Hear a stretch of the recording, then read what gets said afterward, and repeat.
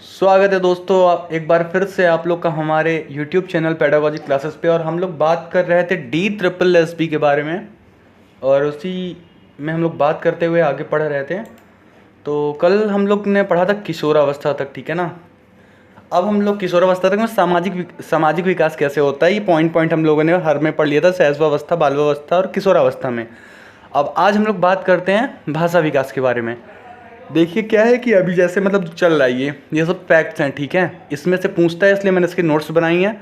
बाकी अब आगे जो पढ़ाया जाएगा, जैसे आपको व्यक्तित्व पढ़ाया जाएगा और क्रिएटिविटी, सृजनात्मक पढ़ाया जाएगा। उसके बाद व्यक्तित्व, विभिन्नता, फिर उसके बाद सारे सिद्धांत आएंगे। अच्छी खासी नोट्स बनी है, ठीक है। और आपको एक एक चीज़ें मैं कोरिलेट करके बताऊंगा कैसे चीज़ें याद होंगी आपको। एक बार पढ़ोगे दोबारा आपको पढ़ने की ज़रूरत नहीं पड़ेगी, हर चीज़ याद हो जाएगी। डेफिनेशंस तक मैं याद करवा दूंगा आप लोग को, परेशान होने की बिल्कुल ज़रूरत नहीं है। अगर आप लोगों ने पहले ही क्लासेस मेरी नहीं देखी है तो उसको ज़रूर देखें, नहीं तो फिर आगे आप कोरिलेट नहीं कर पाओगे, जिससे बहुत दिक्कतें होनी है, ठीक है। नोट्स अच्छे से बना लीजिए, जो है यही है DSSS में, इसके बाद कुछ नहीं आना है। अभी आपको आगे सब कुछ पढ़ाना है। जैसे हम लोग पढ़ेंगे हिस्ट्री ऑफ टीचिंग, कैसे शुरू हुआ हर वैदिक काल में, फिर ब्राह्मण काल में, फिर मुस्लिम काल में, बौद्धकालीन शिक्षा, हर चीज़ हम लोग पढ़ेंगे, ठीक है। कोई चीज़ छोड़ेंगे नहीं, आराम से पढ़ेंगे। काफ़ी मज़ा आएगी पढ़ने में आगे यार, आप लोग परेशान नहीं हो बिल्कुल, चीज़ें याद भी आराम से हो जाएंगी। आइए फिर बात करते हैं भाषा विकास की। जैसा कि हम लोग जानते हैं, भाषा बहुत ज़रूरी है विकसित होना, अगर हम लोग को आगे बढ़ना है। क्यों? क्योंकि भाषा से ही हमारा तो विकास होता है। अगर हम लोग भाषा ही नहीं जानेंगे तो किसी को हम लोग कोई चीज़ अपनी, कैसे हम किसी के सामने अपनी चीज़ें, अपनी बातें रख पाएंगे, ठीक है ना। तो भाषा विकास होना बालक में बहुत ही ज़्यादा ज़रूरी है। अगर भाषा विकास रुक गया तो आगे जाके बालक को बहुत ही ज़्यादा दिक्कतों का सामना करना पड़ता है। तो इसी कड़ी में ये शुरू करते हैं। फिर देखिए क्या लिखा है, मानसिक एवं सामाजिक विकास में सहायक। भाषा विकास से जो है मानसिक एवं सामाजिक विकास होता है। कैसे? सामाजिक तो होगा ही, जितना अच्छा आप अभिव्यक्त कर पाएंगे अपने आप को, जितना अच्छा एक्सप्रेस कर पाएंगे, उतना ही अच्छा आप माने जाएंगे, उतने अच्छे से लोग आपकी बातों को समझेंगे। मानसिक कैसे? मानसिक ऐसे होता है कि जितना अच्छा आप लोग बोलोगे तो लोग आपकी उतनी ही सराहना करेंगे, तारीफ करेंगे। तो उससे एक माइंड में आपके इफेक्ट पड़ता है कि नहीं यार हम कुछ हैं, जिससे हमारे मानसिक विकास में भी सहायता मिलती है। सभ्यता व संस्कृति का विकास भाषा की ही देन है। सभ्यता और संस्कृति जो है ये हमारे भाषा की ही देन है, ये धरोहर है हमारे भाषा की ही, जिसको हम लोग जानते हैं अच्छे से, ठीक है। अब अभिव्यक्ति क्षमता का विकास, कैसे हम लोग एक्सप्रेस करते हैं, उसका विकास कैसे होता है, उसकी बातें कर लेते हैं, ठीक है। प्रथम कृदन मतलब रोने को ही भाषा विकास की प्रारंभिक अवस्था मानते हैं। अगर आपसे सीधा सीधा पूछे, जो इंपॉर्टेंट है वैसे ही मैं उसको हाईलाइट करते जाता हूँ, और वैसे सब चीज़ें बहुत कम लिखी गई हैं, इंपॉर्टेंट ही हैं आपके लिए। ये देखिए, जो बालक स्टार्टिंग में रोता है, ठीक है ना, तो उसी को मानते हैं कि भाषा विकास की ये प्रारंभिक अवस्था है। वहाँ से भाषा का विकास जो होता है वो शुरू हो जाता है। ऐसा मैंने आपको ऊपर भी पढ़ा दिया है, ठीक है। बालक का वास्तविक भाषा विकास तभी माना जाता है जब वह स्वयं द्वारा उच्चारित शब्दों का अर्थ समझ सके तथा शब्दों का संबंध व्यक्ति वस्तुओं से जोड़ सके। इससे कोई मतलब नहीं सामने वाला समझ रहा है या नहीं समझ रहा, लेकिन जो छोटे बालक होते हैं, ठीक है ना, बात करें हम शैशवावस्था की, जब वो छोटे बालक होते हैं तो वो मतलब जो बोल रहे हैं वो खुद समझ सकें, और वो किस चीज़ के लिए बोल रहे हैं या तो किस वस्तु के लिए बोल रहे हैं, उनसे उनका उस जो बोल रहे हैं उसका संबंध हो। जैसे क्या बात करते हैं, स्टार्टिंग में जब बच्चों को भूख लगी रहती है, दूध पीना रहता है तो बूबू कहते हैं, या तो पानी पीना रहता है मम कहते हैं, ठीक है ना। तो वहीं से इनका जो भाषा विकास होता है, वास्तविक भाषा विकास शुरू हो जाता है। क्यों? क्योंकि वो इसका संबंध जो है वस्तुओं से जोड़ लेते हैं। समझ गए होंगे। आइए फिर आगे बात करते हैं। बालकों के भाषा विकास की अवस्था को 5 भाग में बांटा गया। कौन कौन सी? बोलने की तैयारी, भाषा विकास की प्रारंभिक अवस्था मानी जाती है बोलने की तैयारी। जन्म से 13 से 14 महीने तक होती है ये, जन्म से लेकर 13-14 महीने तक। इसी में आता है आपका रोना बालक का, इसी में आता है हंसना बालक का, इसी में आता है बड़बड़ाना बालक का, स्पष्ट हो या अस्पष्ट हो दोनों, इस सब इसी के अंदर आता है, ठीक है। ये देखिए लिखा भी है नीचे, इसके दौरान कृदन बलबलाहट द्वारा प्रकट किया जाता है। मतलब बोलने की जो तैयारी होती है, मतलब स्टार्टिंग स्टेज है, वो ऐसे ही प्रारंभ होती है, ठीक है। अब बात कर लेते हैं कि करके सबकी हम लोग कृदन की बात कर लेते हैं, मतलब क्राइंग। जन्म के बाद प्रारंभ 2 सप्ताह तक बालक का रोना उद्देश्यहीन होता है। मतलब जन्म के बाद बालक जब 2 महीने तक रोता है ना, उसको कोई उद्देश्य ही नहीं माना जाता। ऐसे कहा जाता है बालक बस रो रहा ही तो नेचुरल है, वो रोते ही हैं। और माना जाता है कि मतलब बालक को रोना भी बहुत ज़रूरी होता है, ठीक है ना, अकस्मात। लेकिन हाँ, 2 महीने 2 हफ्ते बाद अगर बालक लगातार ऐसा रो रहा है बिना मतलब तब फिर वो दिक्कत की बात होती है। स्टार्टिंग में तो रोना सही है, लेकिन अगर इसके 2 सप्ताह के बाद वो रो रहा है तब वो दिक्कत की बात होती है। आगे बात करते हैं। 3 से 4 सप्ताह में क्रदन में स्पष्ट होने लगता है कि बालक को भूख, पीड़ा या बिस्तर गीला हुआ है। किस वजह से बालक रो रहा है? उद्देश्यहीन, मतलब कब से उसमें उद्देश्य आ जाता है उसके रोने में। अगर आपसे ये पूछता है कि बालक के रोने में उद्देश्य कब से हो जाता है, तो वो होता है 3 से 4 सप्ताह में। ठीक है, कहाँ गए? 3 से 4 माह क्रदन दूसरे का ध्यान आकर्षित करने के लिए होता है। माँ दूर है, कोई और ले रहा है उसको गोद में, तो बालक रोता है दूसरों का ध्यान आकर्षित करने के लिए, या तो अपने जान पहचान वाले अपने माँ बाप, घर वालों का ध्यान आकर्षित करने के लिए। ठीक है, अब 6 से 7 माह प्रिय वस्तु छिन जाने पर रोने लगता है। ये प्रिय वस्तु छिन जाने बालक कितने माह में रोने लगता है? तो वो 6 से 7 माह है। ठीक है, ये भी याद रखिएगा। 1 साल अपरिचित व्यक्ति, परिस्थिति, कैसे वस्त पीड़ा की वजह से। 1 साल में जो बालक होता है, अपरिचित व्यक्ति को देख के, दाढ़ी वाले बाबा आ गए उनको देख के, अपरिचित परिस्थिति, कहीं हम ले गए बाहर और उसको हमने ऐसे छोड़ दिया तो वो रोने लगता है। कसे वस्त्र जब पहना देते हैं कभी कभी, तो 1 साल में, 1 साल का जब बालक होता है तो ये रोना शुरू हो जाता है पीड़ा की वजह से। ठीक है, अब बात करते हैं बलबलाना या बेबलिंग। अस्पष्ट ध्वनि इसमें बालक निकालता है। बाबा, मामा, पापा, मतलब कोई वो नहीं रहता है, लेकिन वो अस्पष्ट ध्वनि निकालता है। पहले माह के अंत में कुछ सरल ध्वनि निकालने लगता है। स्पष्ट बलबलाहट जो होती है 2 माह से 1.5 वर्ष की आयु तक होती है। ठीक है ना, स्पष्ट बलबलाहट जो होती है। अब इसी में डी ट्रिपल एस वालों ने आपसे 6, 7, 8, 9 पूछ लिया था सीधे, तो मैंने गूगल किया तो वो कह रहे हैं 6 से 9 महीने की होती है। तो आप बिल्कुल 6 महीने लगा सकते हो अगर आप दोबारा ये क्वेश्चन पूछे और ऑप्शन में 6, 7, 8, 9 रहे। ठीक है, इससे बालक का स्वर यंत्र परिपक्व हो जाता है। रोने से क्या होता है ना, जो बालक का स्वर यंत्र होता है, पहले तो कुछ बोलता नहीं रहता है माँ के गर्भ में, लेकिन जब बाहर आता है रोता है तो वो परिपक्व हो जाता है, मतलब इस लायक हो जाता है कि बालक उससे ध्वनि निकाल सके, कोई दिक्कत भी ना हो। आइए आगे देखें। बलबलाने की क्रिया अनुकरण पर आधारित है। बलबलाने की जो क्रिया होती है वो अनुकरण पर आधारित है। मतलब क्या होता है, जैसे बालक अपने माँ बाप, बड़ों का सुनता रहता है, उनके जो भी स्वर व्यंजन होते हैं वो सुनता रहता है। ठीक है ना, तो उन्हीं का वो अनुकरण करता है। स्पष्ट बोल नहीं पाता क्योंकि ज़्यादा उसके अंदर विकसित हुआ नहीं रहता है कुछ। अब बात करते हैं तो बालक पहले जो है वो स्वर ध्वनि निकालता है, स्वर ध्वनियाँ ही पूरी निकालता है। उसके बाद फिर उसमें व्यंजन ध्वनियाँ की विकास होती है, सब हम आगे चल के पढ़ेंगे। अब बात करते हैं आकलन शक्ति का विकास। ठीक है, बालक की वह क्षमता जिसके द्वारा वह दूसरों की क्रियाओं तथा हाव भाव का अनुकरण कर लेता है, आकलन शक्ति कहलाती है। इसका मतलब क्या हुआ?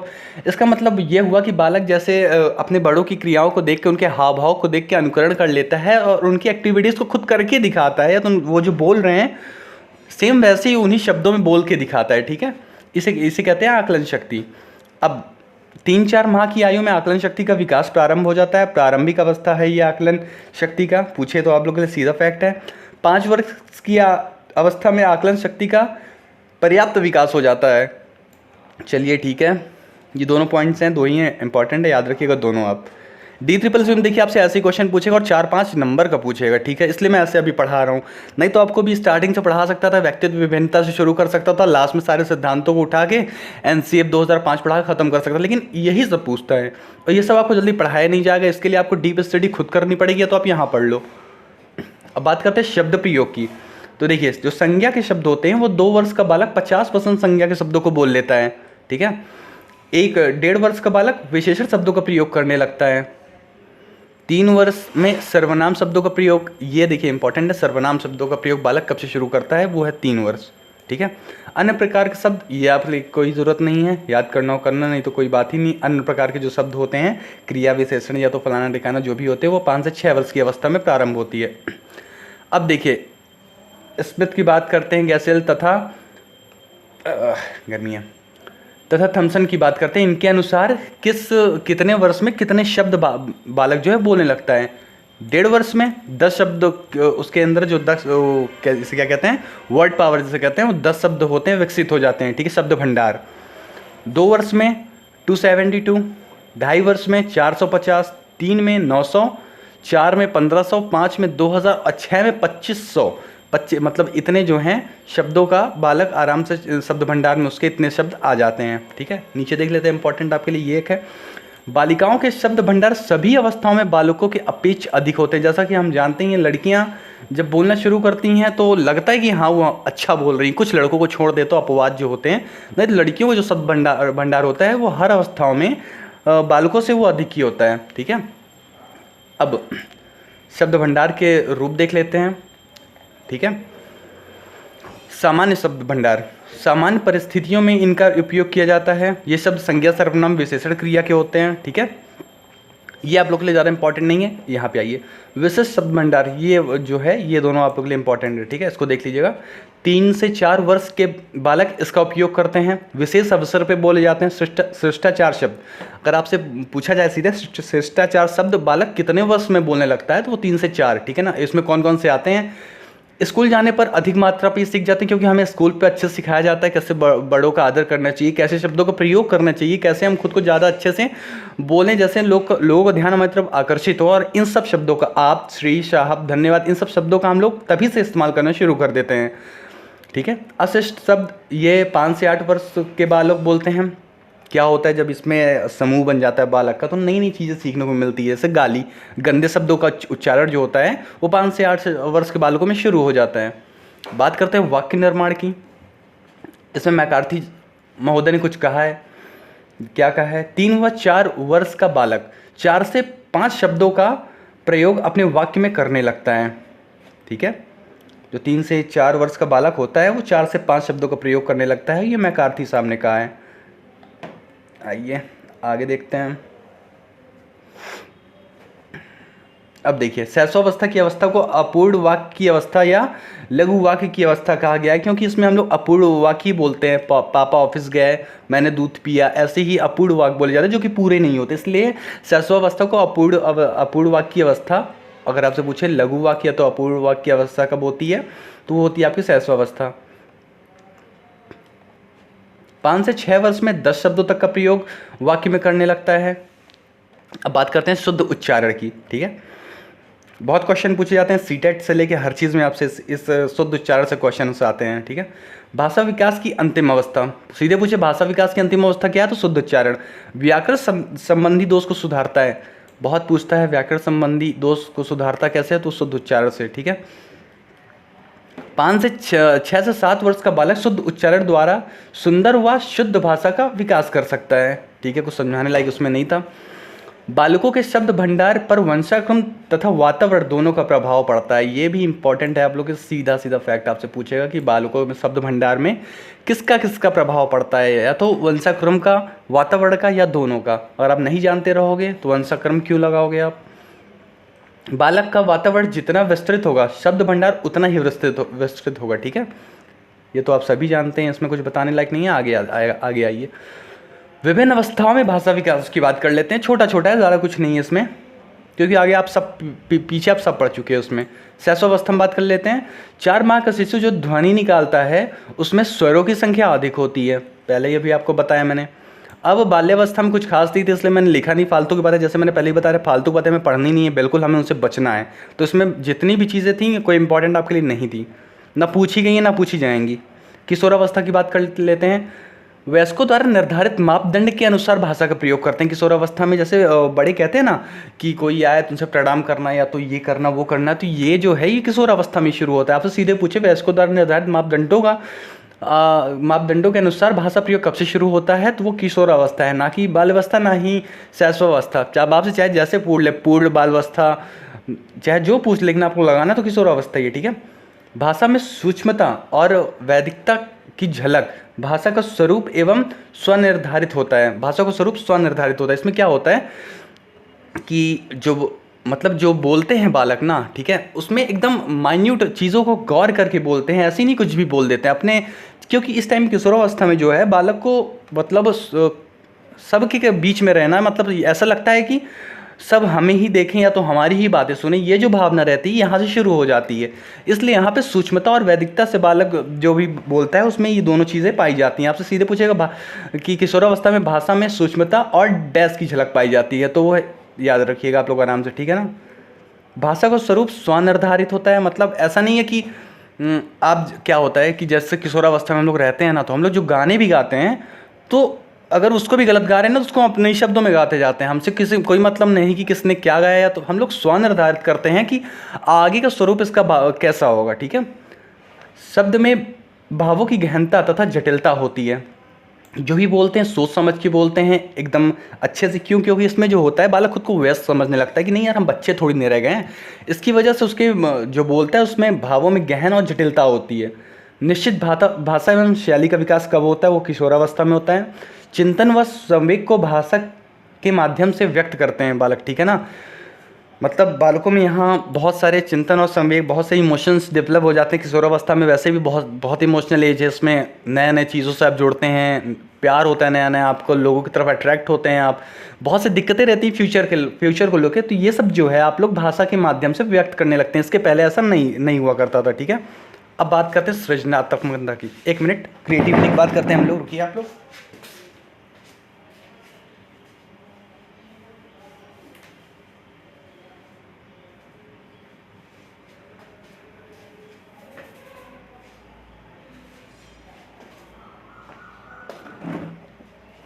ओके दोस्तों, तो हम लोग बात कर रहे हैं क्रिएटिविटी की। ठीक है, सभी लोग आप लोग जानते हैं क्रिएटिविटी क्या है, लेकिन एक बार मोटा मोटा जान लेते हैं, क्योंकि इसमें ऐसे भी क्वेश्चन पूछे जाते हैं क्रिएटिविटी शब्द कहाँ से लिया गया है, या तो इसका मतलब क्या है। ठीक है, सृजनात्मक, अरे एक तो हिंदी क्रिएटिविटी शब्द, ये जो है अंग्रेजी शब्द का सृजनात्मकता। ये टंग ट्विस्टिंग जो वर्ड होते हैं ना, इनको बोलना मुश्किल होता है थोड़ा। ठीक है, कोई बात नहीं, आप लोग समझ लेना। शब्द अंग्रेजी के क्रिएटिविटी से बना है, जिसका समांतर, इसका मतलब इसका जो पर्यायवाची शब्द होता है वो देख लीजिए। ठीक है ना, क्योंकि आपसे सीधे पूछ लेगा क्वेश्चन में इसकी जगह इन सब वर्डों को यूज़ कर लिया ना, तब दिक्कत हो जाएगी। विधायकता, उत्पादन, रचनात्मकता, डिस्कवरी आदि, ये सब जो हैं इसके सृजनात्मकता के समांतर यानी पर्यायवाची शब्द हैं। ठीक है ना, सृजन का अवधारणा है, इसका मतलब अब क्या आप लोग देख लीजिए, जिसमें उपलब्ध साधनों से नवीन या अनजानी वस्तु विचार या धारणा का जन्म कर दिया जाए। जिससे क्या होता है, देखिए हमारे पास जो साधन रहते हैं, ठीक है ना, उसका प्रयोग करके हम लोग नई या तो अनजानी चीज़ बना देते हैं। अब क्रिएटिविटी क्या कहते हैं? क्रिएटिविटी मतलब कुछ नया या तो कुछ अलग बनाना। ठीक है ना, इसी क्रिएटिविटी कहते हैं, जो हर बालक के अंदर होती है। अगर उससे पूरा उस माहौल दिया जाए तो हर बालक के अंदर इतनी क्षमता होती है, कुछ ना कुछ नया वो बना ही सकता है। ठीक है, अब बात आप देख लीजिए चाइना की। वहाँ की जो सरकार है प्रोवाइड करवाती है लोगों को सामान खुद ही। क्यों वहाँ पे मोबाइल और ये सब इलेक्ट्रॉनिक सामान इतना बनते हैं? क्योंकि जो वहाँ की सरकारें जो है वो खुद अपना प्रोवाइड करवाती कि लीजिए आप झोपड़ी में रह रहे हैं लेकिन आप कुछ बनाइए। तो वो लोग कुछ अलग ही बना ही लेते हैं, जिसकी वजह से उनकी क्रिएटिविटी हाई होती है। अगर इसलिए माहौल देना बहुत ज़रूरी है।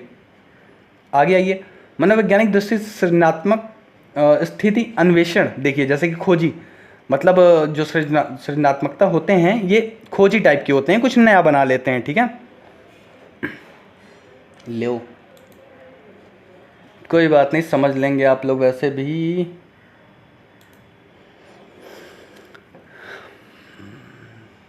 बात करें शैशवावस्था में कैसे कैसे क्रिएटिविटी होती है बालकों में, पूछा नहीं जाएगा, लेकिन मान लीजिए आपसे इसमें से एक दो चीज़ बहुत इंपॉर्टेंट है, देख लीजिए।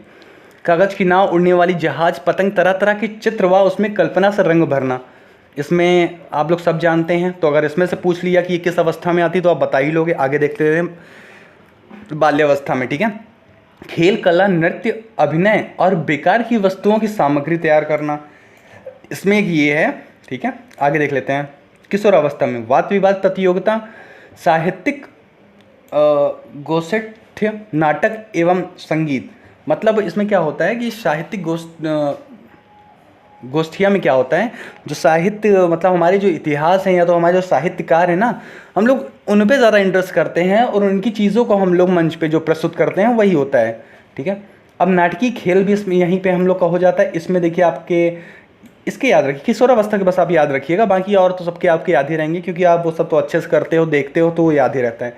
डेफिनेशन देख लेते हैं आप लोग को। सृजनात्मकता मौलिकता है जो वास्तव में किसी भी प्रकार की क्रिया से घटित होती है। इनका कहने का मतलब है कि जो ये क्रिएटिविटी होती है ये ओरिजिनलिटी है, मतलब कि हर किसी के अंदर होती है और वो कुछ नया जो बनाता है ना, वो मतलब बता रहे हैं कि ये बालक की ओरिजिनलिटी है, जो वास्तव में बालक किसी भी मतलब कोई भी क्रिया कर रहा है, अगर उसको ढंग से कर लिया, उसको ऐसा माहौल मिल जाए तो वो कुछ ना कुछ नया क्रिएटिव बना ही सकता है। ये कहा है प्रोफेसर रश साहब ने।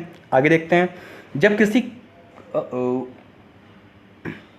जब किसी कार्य का परिणाम नवीन हो, जो किसी समय में समूह द्वारा उपयोगी मान्य हो, वह कार्य क्रिएटिविटी कहलाती है। एक बार फिर से पढ़ लेते हैं। जब किसी कार्य का परिणाम नवीन हो, हाँ देखिए क्या होता है कि जैसे हम लोगों ने कुछ बनाया, ठीक है, और वो नया है, नए के साथ साथ हम जिस समाज में रह रहे हैं या तो हम जिस समूह में रह रहे हैं उसके लिए वो उपयोगी मान्य हो। अगर आप ऐसी चीज़ें बना रहे हैं जिसका कोई उपयोग ही नहीं है तो वो कैसे क्रिएटिविटी तो हुई, लेकिन वो तो बिना मतलब की क्रिएटिविटी हुई ना।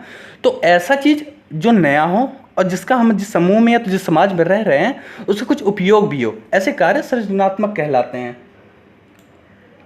कुछ तो हमने छोड़ा है इसमें, 1 मिनट मैं चेक कर लेता हूँ, क्योंकि मैंने तो इससे ज़्यादा इसमें लिखा था। नहीं होगा तो कोई बात नहीं, और होगा तो अच्छी बात, मैं देख लेता हूँ। सृजनात्मकता की बात हो गई, क्योंकि मैंने व्यक्तित्व का भी जहाँ तक लिया था, और व्यक्तित्व से ही आगे आपका हर चीज़ शुरू होना है, बहुत अच्छे से कनेक्ट होगा चीज़ें व्यक्तित्व से। लेकिन ठीक है, नहीं होगा तो कुछ कर ही नहीं सकते, फिर आज की क्लास यहीं पर रोकनी पड़ेगी। मैंने अपना PDF जैसे बनाने के लिए दिया था उसने ही मिस कर दिया होगा कहीं।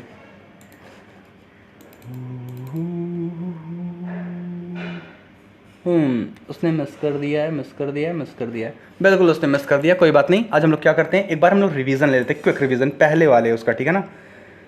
आइए, नहीं ये नहीं है पहला, क्लोज, क्लोज, यस। कल मैं व्यक्तित्व खत्म कर दूंगा, उसके बाद से व्यक्तित्व, समझ, कल्पना, ये कल ख़त्म हो जाएगी, ठीक है। और उसके बाद से चीज़ें शुरू होंगी, कनेक्ट करके मैं आप लोग को हर चीज़ अच्छे से पढ़ाऊंगा, परेशान होने की ज़रूरत नहीं है। अच्छे से आप लोग को हर चीज़ प्रोवाइड करवाई जाएंगी, और प्रैक्टिस भी जल्दी प्रोवाइड को थोड़ा पढ़ लीजिए। चलिए शुरू करते हैं, एक बार क्विक रिवीजन लेते हैं बहुत तेज़ से, ठीक है। हाँ, बात करते हैं बाल मनोविज्ञान की हम लोग, ठीक है ना। अब इसमें मनोविज्ञान की जनक कौन है? अरस्तु। कैसे हम लोगों ने कनेक्ट किया था? जिसको मनोविज्ञान नहीं आता वो कहता है अरे, अरे से बने अरस्तु, और अरस्तु है मनोविज्ञान के जनक। 2 शब्दों से मिलकर बना बालक, जो कि गर्भावस्था से लेकर किशोरावस्था तक की आयु की बात की गई है। और मनोविज्ञान अर्थात मन के विज्ञान, इसका मतलब क्या हुआ कि बालक के मन का व्यवहार, मन का अध्ययन करना। अब मन का मतलब व्यवहार, उसकी एक्टिविटीज़ का अध्ययन करना ही गर्भावस्था से किशोरावस्था तक ये आता है बाल मनोविज्ञान। अब बाल मनोविज्ञान के जनक कौन है? पेस्टोलॉजी साहब है। इसको हम लोगों ने कैसे कनेक्ट किया था? बाल मनोविज्ञान में क्या किया गया है कि बालक की जितनी भी एक्टिविटीज़ है ना उनको डिट्टो पेस्ट कर दिया गया। तो पेस्ट करने का काम किसने किया? पेस्टोलॉजी साहब ने किया है। अब हम लोग डेफिनेशंस कैसे याद किए थे? क्रो एंड क्रो की बात हम लोगों ने की थी, गर्भकाल की प्रारंभिक अवस्था से किशोरावस्था तक। इसमें क्या होता है? बालक रोता रहता है, बोलता रहता है, ठीक है ना। तो इससे क्या होता है? हमें चिढ़न सी होती है, और चिढ़न हमें कौवे की आवाज़ से भी होती है। तो क्रो एंड क्रो को हम लोगों ने ऐसे कनेक्ट किया था। हाँ, लेकिन क्रो एंड क्रो, अब आप लोग ये याद रखिएगा कि बाल मनोविज्ञान की बात जब की जाए, ठीक है ना, ये इंपॉर्टेंट है आप लोग की। आप बाल विकास में ऐसा लगा दो, ऐसा कोई डिफिनेशन है तो वो तो आपकी तुरंत गलत हो जाएगी। अभी हम लोगों ने बात की थी ड्राइवर। ड्राइवर से आता है ड्राइवर, और ड्राइवर होते हैं परिपक्व। अब बाल मनोविज्ञान में जब भी बात की जाए ड्राइवर की और वहाँ पे हो परिपक्व अवस्था, तो उसको आप लोग आराम से कनेक्ट कर लीजिए। विकासात्मक मनोविज्ञान की बात करते हैं तो यहाँ क्या हुआ था कि विकास का अध्ययन जन्म पूर्व से लेकर जीवन पर्यंत तक किया जाता है, जो कि बाल मनोविज्ञान में सिर्फ किशोरावस्था तक किया जाता है। वैसा थोड़ा नहीं कि विकास हमारा बस रुक जाता है या तो किशोरावस्था तक होता है, हमारा विकास तो जीवन भर होता रहता है, तो इसलिए इसकी जरूरत पड़ी है, ठीक है। अब बात करते हैं डार्विन। डार्विन से हम लोगों ने कैसे किया था? गर्भावस्था से मृत्यु के पर्यंत तक। अब बाल विकास की जब बात हो और उसमें मृत्यु पर्यंत शब्द हो तो वो डार्विन साहब ने लिया था। अब आइए, विकासात्मक मनोविज्ञान के जनक कौन है? पियाजे साहब हैं। ये इंपॉर्टेंट है, लेकिन इसको आप लोग को मैं 3-4 क्लासेस बाद बताऊंगा, कोई दिक्कत नहीं है। ये कहाँ से आ गया? अच्छा, अवस्थाएं की बात करते हैं। अगर मानव विकास की अवस्थाएं पूछी जाए तो वो 4 होती हैं। शैक्षिक विकास की अवस्थाएं पूछी जाएं तो वो 3 होती हैं, क्योंकि गर्भावस्था में हम लोग कुछ नहीं सीखते हैं। गर्भावस्था को 3 उसमें बांटा गया है, डिब्बावस्था, पिंडावस्था, भ्रूणावस्था में। इसमें क्या होता है? मटर लाइक संरचना रहती है जो कि हार्ड रहती है, जो कि क्या होता है कि और इसका हाँ ये टाइम डेट याद रखिएगा, 2 सप्ताह तक चलती है, और 10 दिनों बाद जो है ये माता की रक्त नलिकाओं से जुड़ने का प्रयास करती है। माता की रक्त नलिकाओं से जुड़ के नया पोषण बनाती है, जिससे आगे इसका विकास होगा। और अगर ये रक्त नलिकाओं से जुड़ नहीं पाती है तो यहीं पे मिसगैरेज होता है, ठीक है। बस, इसमें और कुछ इंपॉर्टेंट नहीं है। आगे आइए, पिंडावस्था की बात कर ले तो जो मटर लाइक संरचना रहती है ना, इसका मतलब ये ऐसा लगता है कि हाँ लघु मानव एक छोटे मानव के रूप में थोड़ा थोड़ा लगने लगता है कि हाँ ये मानव का ही बालक है, ठीक है। ये दूसरी अवस्था होती है, सीधा सीधा पूछा जाएगा, और इसका ये है तीसरे सप्ताह से 8 सप्ताह तक होती है। इसमें 3 परतें होती हैं, इनको याद रखिएगा कि किस परत से क्या बनता है। बाह्य परत से शिशु की बाहरी त्वचा, बाल, नाखून, स्नायुमंडल एवं संवादी कोष बनते हैं, ठीक है ना। अब मध्य परत से त्वचा की आंतरिक परत एवं मलमूत्र विसर्जन तथा रक्त संचारित मांसपेशियों का विकास होता है। अब आंतरिक परत से क्या होता है, लाल ग्रंथि, श्वसन, पाचन तंत्र और जिगर तथा थायराइड ग्रंथि का विकास होता है। भ्रूणावस्था की बात करते हैं। अब देखिए क्या होता है कि एक मिनट,